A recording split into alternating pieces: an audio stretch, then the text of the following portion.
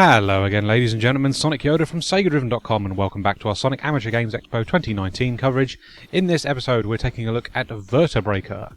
Now, this is an interesting little indie title, mainly because the development team behind it, you may recognise. The lead programmer is Stealth, aka Simon Tomley, who has obviously been around the Sonic fan games community for a very, very long time, obviously the developer of Sonic Project Metrics, and most importantly, one of the programmers on Sonic Mania.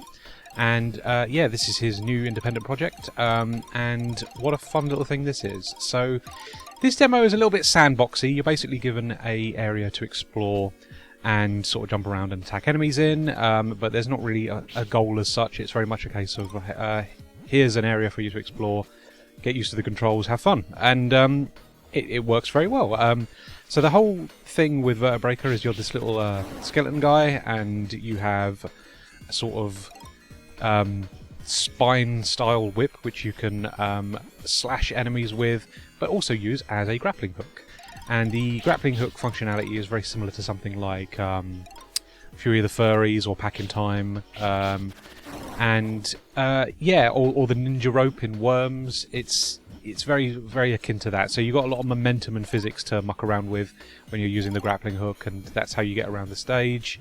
It all works very well. It controls very nice. I'd say the character himself moving around on his own is a little bit heavy. I mean, just getting up slight inclines takes a fair bit of effort, which is quite interesting. So yeah, you're basically trying your best to use the physics and momentum of the grappling hook to give yourself speed and basically get around the stage a lot easier, and it works very well.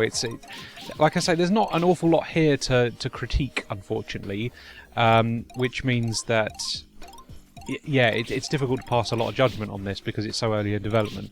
But I think the core mechanics are really, really interesting and really fun to muck around with, and yeah, this is certainly a good gameplay demo of that. It's just at the moment, because there's no real sort of goal and exit to the stage and whatnot, and progression hasn't been sort of implemented, it means that this is a bit of a difficult one to recommend outside of just something to muck around with, because yeah, there's no goal at the moment, and it would be nice to see this a little bit later on in development and see if there's a demo that showcases a little bit more of how the stages will play and how you progress and what the goals are in each of the areas, because at the moment it's very much a case of have a little swing around and attack some stuff, and that's fine. Like, there's nothing wrong with that, don't get me wrong. I think what they're going for here is really cool, and I like the idea. I really like the artwork, actually. It's got a very sort of chibi sort of ghouls and ghosts kind of Kid Dracula look to it, which I really enjoy. Animation is really lovely, just lovely art in general, to be honest with you.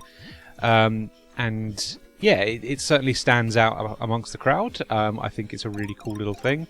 But like I say, it's a little bit limiting at the moment. Like, there's not an awful lot to do here, but that's just because this is such an early alpha development, and like I say, it's very sandboxy. There's no real goals at the moment.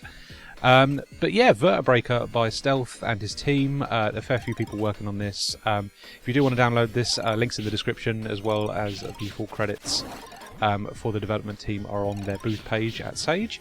So yeah, well worth checking out. But like I say, not a substantial release, this one. Something interesting to muck around with, but hopefully this will become a really interesting game as it furthers development. It looks like it's going to go to Kickstarter, so one to check out.